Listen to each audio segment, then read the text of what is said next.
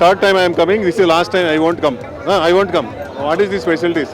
Because of these facilities, God is there everywhere. Not good. I am not happy. We are not happy. Not me. So many are there. ഇനി ഞാൻ ശബരിമലയ്ക്കില്ല. അത്രയും മനസ്സിൽ നോമ്പുണ്ട്.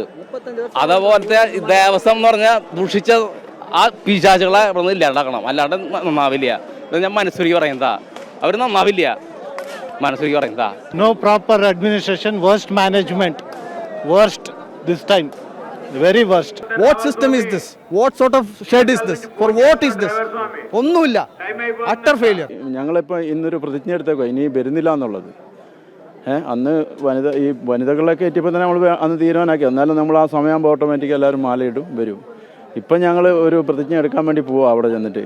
ഇനി ഇവിടെ വന്നാൽ ശരിയാവില്ല. ഈ അവസ്ഥ വളരെ മോശമാണ്. പതിവായി വരുന്നവർ ഇനിയില്ലെന്ന് വിതുമ്പുന്നുണ്ട്. ശരണമന്ത്രങ്ങളിൽ മുഴുകേണ്ട നാവുകൾ പരാതി മുഴക്കുന്നുണ്ട്. അയ്യന് മുന്നിൽ തിളങ്ങേണ്ട കണ്ണുകൾ കരകവിയുന്നുണ്ട്. അയ്യപ്പ മാളികപ്പുറങ്ങളുടെ കുഞ്ഞുമുഖങ്ങൾ നേർത്തു നിലവിളിക്കുന്നുണ്ട്.